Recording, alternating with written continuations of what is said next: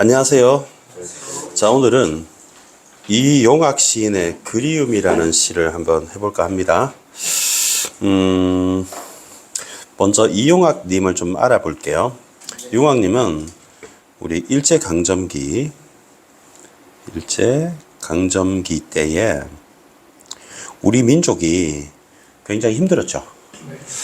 우리 일제강점기가 1910년의 경술국치 이후에 해방되기까지 그래서 총 36년간 우리 국권을 일제에게 뺏겼던 기간입니다.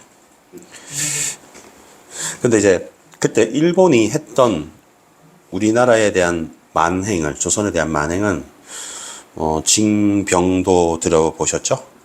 또 징용 들어봤어요? 징용? 강제로 끌고 가서 일시키고 그랬어요. 철도 만들고.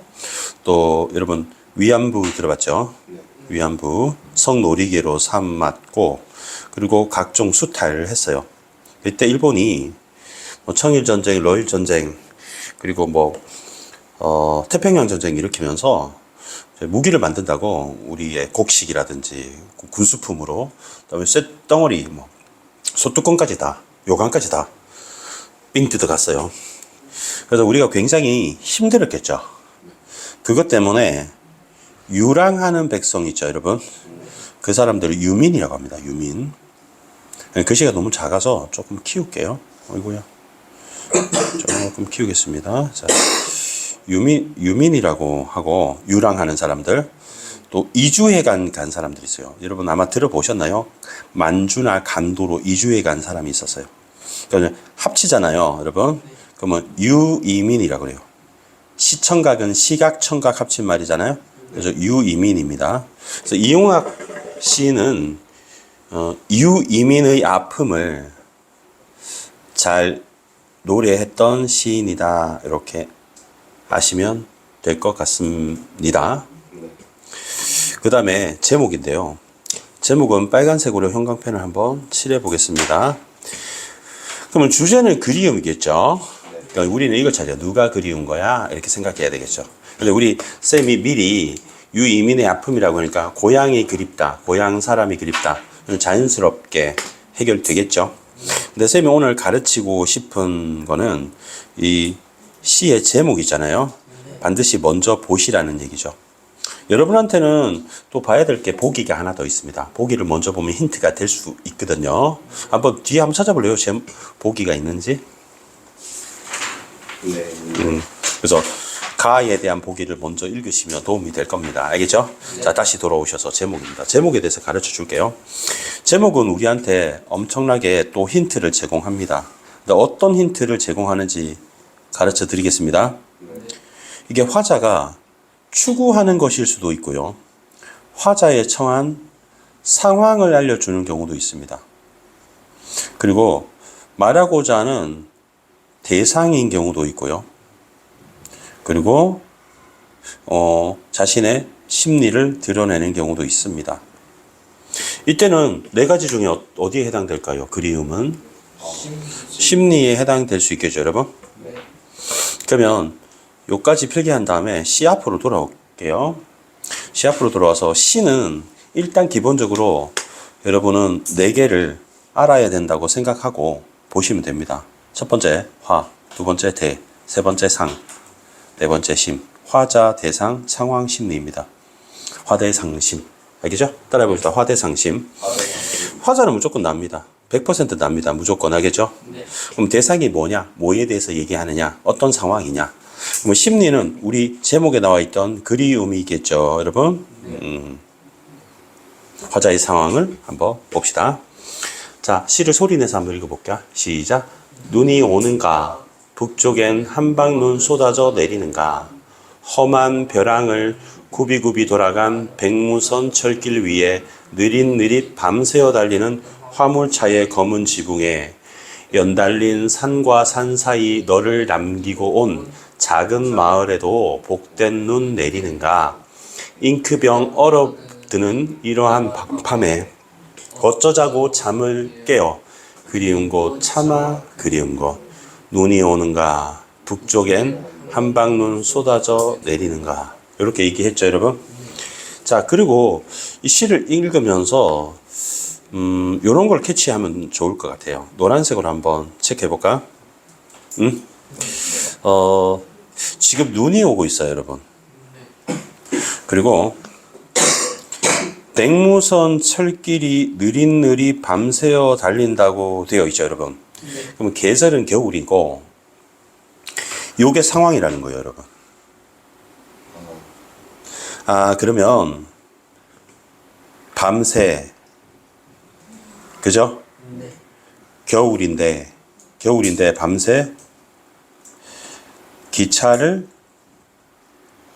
탑승하고 어디론가 이동하고 있는 상황인 거죠, 여러분. 여러분 이해하셨습니까, 여러분? 그 다음에는 쌤이랑 파란색으로 얘를 한번 찾아볼까요? 우리 아직 밝혀내지 못한 거 뭐죠? 대상이죠. 그러면 대상은 뭐에 대한 얘기를 하고 있냐면 너를 남기고 왔지, 얘들아. 근데 너를 어디다 남기고 왔죠? 작은 마을에 남기고 왔으니까 작은 마을은 지금은 여기 있는 게 아니죠, 여러분. 네. 너를 남기고 왔으니까. 그럼 작은 마을에 너가 살고 있을 테고. 그러면 작은 마을은 고향일 거라고 생각을 할 수 있겠죠, 여러분. 네. 그러면 여기서 대상은 두 가지. 이 작은 마을과 너인 거죠. 그럼 너는 사랑하는 사람이겠니? 죽이고 싶은 사람이겠니? 사랑하는 사람이고 보고 싶은 사람이겠죠. 네. 여기서 너가 친구인지 애인인지는 모릅니다. 그까지는 시험 나올 수 없죠. 그래서 나는 너와 고향에 대해서 얘기를 하고 있고 지금은 고향에 있는 게 아니라 타향에 있는 거고 선생님이 아까 유랑한다 그랬죠. 그래서 이민의 아픔을 드러내고 있는 거죠. 근데 너무너무 네가 보고 싶다 라고 여러분 화대상심을 알면 시에 90%가 해결되는 거예요. 여러분 이해됩니까? 그 다음에는 태도로서 플러스 마이너스 하면서 적극적으로 해석을 한번 해봅시다. 한마디로 유기적 해석을 하는 거죠. 유기적 해석을 하는 겁니다. 자, 이렇게 했습니다. 눈이 오는가 라고 했잖아요, 얘들아. 눈이 오네라고 안 하고 눈이 오는가 이렇게 말했잖아요. 눈이 오고 있으면 눈 오네 라고 해야 될 텐데 북쪽엔 한방눈 쏟아져 내리는가 라고 의문을 했잖아요, 여러분. 그러면 화자는 어느 쪽에 있다? 남쪽. 그렇죠. 화자는 남쪽에 있고 북쪽에도 눈 내릴까라고 말하는 거예요. 남쪽에도 눈 내리는데 내가 여기 있는 여기도 눈 내리는데 친구한테 전화해서 파주에 사는 친구한테 여기 눈 오는데 파주에도 눈 오니? 이렇게 물어보는 거라고. 근데 물어볼 방법이 있으니까 여기는 눈이 오는데 내 고향에도 눈이 올까? 그러면 북쪽은 고향 쪽이지 않겠어요? 그러면 물어볼게요. 북쪽이 더 눈이 자주 올까요? 남쪽이 더 눈이 자주 올까요? 북쪽이 많이 오죠. 부산에 눈이 잘 안 오는데 서울에는 가면 눈이 오고 북한 가면 그냥 사시사철은 아니고 겨울 내내 눈이 자주 온다 이렇게 볼 수 있겠죠. 그럼 고향에도 눈이 내릴까? 이렇게 생각하는 거죠. 그러면 눈은 플러스예요, 마이너스예요? 애매하지, 얘들아. 네. 여러분 이거 어때요? 눈 앞에 어떤 말이 나왔어요? 복된 해가 되세요. 여러분 좋은 뜻이죠, 여러분. 그러면 눈은 좋은 거가 되는 거죠. 그러니까 우리 고향에도 눈이 올까 이렇게 한 거지. 그럼 현재도 눈이 와요. 화자는 어디 있죠? 기차에 있어요. 이해됩니까? 기차가 일직선으로 달려요, 꾸불꾸불 달려요? 구비구비인데 여러분. 선로가 급커브가 많은 거죠. 왜냐? 여기 북한 쪽이니까요. 그럼 벼랑도 있지, 얘들아. 떨어지면 뒤져요. 이해됩니까? 그리고 빨리 달려요, 천천히 달려요? 천천히 달리고 있죠, 여러분. 그러니까 이거는 사람이 타는 차가 아니라 무슨 차니까? 화물 열차예요. 근데 지붕이 무슨 색깔이죠? 검은색이죠, 여러분. 그러니까 화자가 있는 곳입니다. 경부선 들어봤죠? 서울과 부산을 연결하는 바로 기차예요. KTX 가는 기차. 무슨 선 그러면 알겠니? 호남선 이런 거. 연달린 산과 그럼 북한에는 산이 되게 많죠. 근데 사이에 너를 남기고 왔으니까 고향에 있는 사랑하는 사람일 수 있겠죠. 거기에도 복된 눈 내릴까 하고 추측하고 있는 거죠, 여러분. 그리고 겨울에 눈이 많이 내리면 그 다음에 풍년이 된대요. 눈이 많이 내려서 그만큼 촉촉해가지고 농사가 잘 된답니다.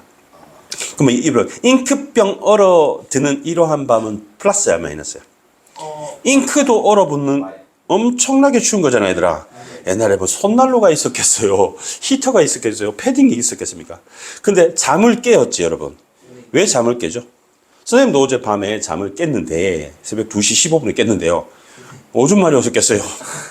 근데 왜 잠을 깼어요? 너무 추워서. 추워서 깬 게 아니고, 너무 그리워서 깬 거예요. 추워서 깬 것도 있겠지. 그리고 눈이 올까? 북쪽에는 한방눈 쏟아져 내리는가? 라고 해서 끝났죠, 여러분. 했던 말을 다시 한번 반복했죠. 그러니까 좀 이렇게 끝나는 게 좀 멋있지 않냐? 이게 간지나는 수법이죠. 그러면 이제 나하고 해야 될 마지막 뭡니까?